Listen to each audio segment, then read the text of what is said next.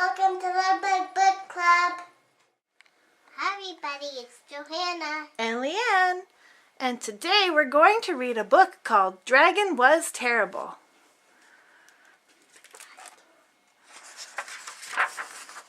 Dragon Was Terrible by Kelly DiPicchio. Pictures by Greg Pizzoli. Dragon was terrible. Naturally, dragons have a bit of terrible in them because they're dragons after all. But this dragon here, super terrible. He stomped on flowers, he played tricks on the guards, and he spit on cupcakes. Who does that? Dragon, that's who. That's not all. He scribbled in books, he threw sand, and he took candy from baby unicorns.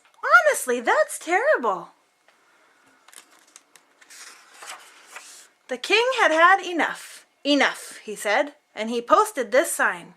Brave knights, whoever shall tame the terrible dragon shall be rewarded with a gift. It shall be a nice gift, ye shall like it. His Royal Majesty, the King. Dragon was here. Knights lined up to show off their dragon taming skills. They all failed miserably, and Dragon just grew more terrible. He chased fuzzy yellow ducklings around the moat. He TP'd the castle. And he burned every last royal marshmallow to a blackened crisp.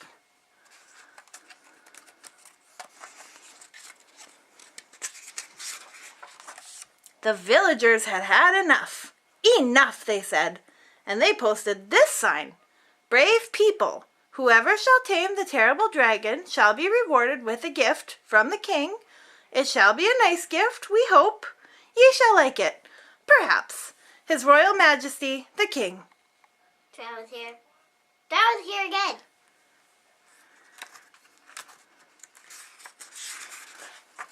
Ordinary blokes and lassies lined up to try their hand at taming the dragon. They all failed, embarrassingly so. And just when you thought it wasn't possible, Dragon grew even more terrible. He popped birthday balloons, he drew funny faces on the drawbridge, and he burped in church, loudly. Honestly, that's terrible and rude. A boy wearing a feathered cap and a look of determination had had enough. Only he didn't say enough like you thought he would. Instead, he sketched a story. The next day, Dragon followed a trail of marshmallows to a shady tree where the boy was reading. The boy spied the dragon out of the corner of his eye and began to read aloud in a booming voice. And then the brave dragon swooped in to save the princess, he said. Dragon stopped in his tracks. But the terrible knight pulled out his wicked sword. Dragon pretended not to listen. The brave dragon roared, and the fraidy cat knight trembled in his boots. Dragon pretended to walk away. A crowd began to gather, and Dragon took cover in a tree. The boy continued reading, page after page after page, until...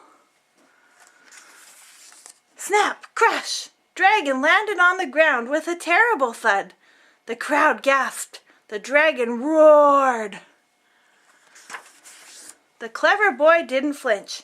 He reached out a hand to the dragon and said, "Would you like to hear how the story ends?"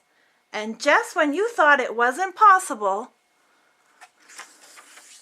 Dragon smiled, and he took a seat beneath the tree with the other children. Honestly, that's adorable. The king cheered, the villagers cheered, the baby unicorn and fuzzy ducklings cheered the loudest of all. At long last, the terrible dragon had been tamed. The end. Hey, wait! What about the reward? Oh yes, that. The gift was a new friend. A nice dragon, of course. The end. Thanks for sharing a story with us. We'll see you next time.